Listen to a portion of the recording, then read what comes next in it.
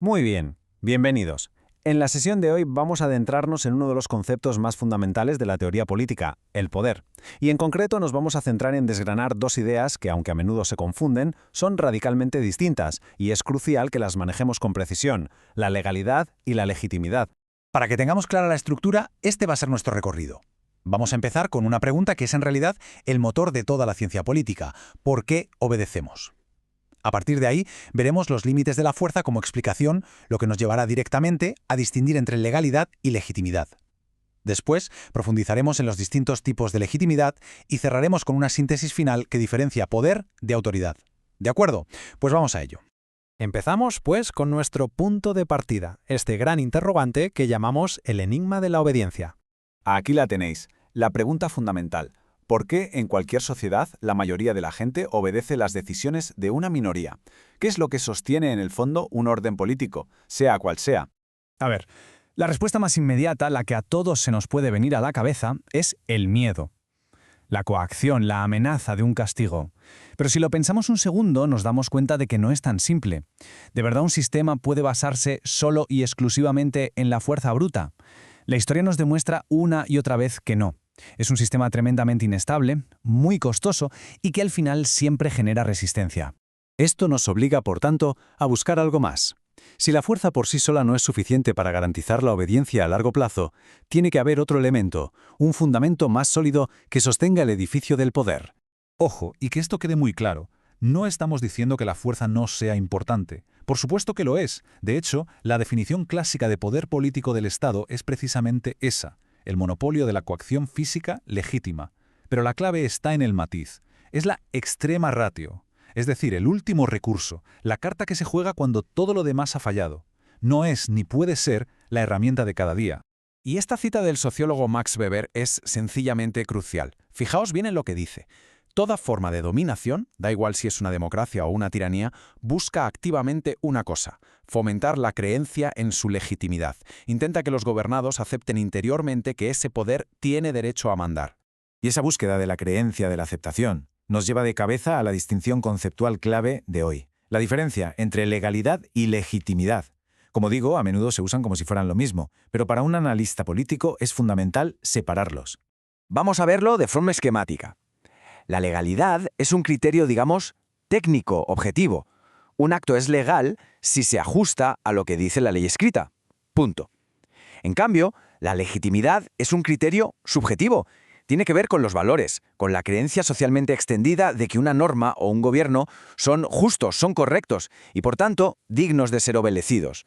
Esta cita de Norberto Bobbio es importantísima porque saca la discusión del plano puramente teórico.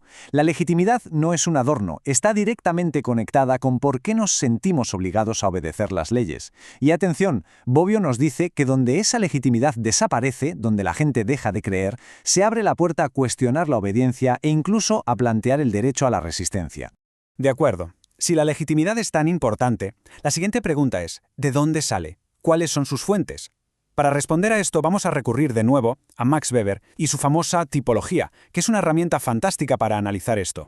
Weber nos habla de tres tipos puros o tipos ideales de dominación legítima. Una aclaración importante: tipo ideal no significa que sea perfecto, sino que es un modelo conceptual, una construcción teórica, que nos ayuda a entender la realidad, que casi siempre es una mezcla de los tres. Estos tipos son el racional legal, el tradicional y el carismático.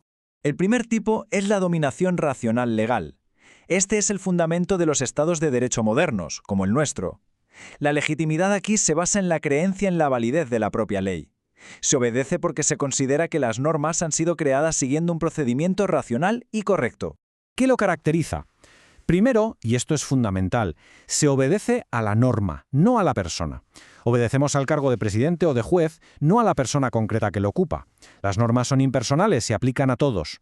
Y por supuesto la autoridad no puede hacer lo que quiera, solo puede actuar dentro de las competencias que la propia ley le otorga. Saltamos ahora al segundo tipo, la dominación tradicional. Aquí, la fuente de la legitimidad es radicalmente distinta.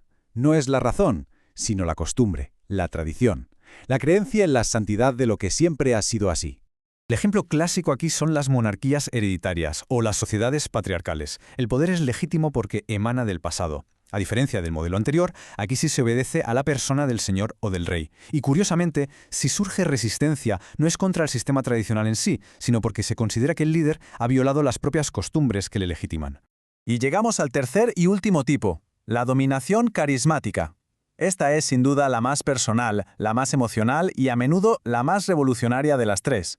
La legitimidad carismática no se basa ni en la ley ni en la costumbre, sino en la devoción que despiertan las cualidades excepcionales de un líder. Se le obedece por su heroísmo, por su carisma, por ser visto como alguien fuera de lo común.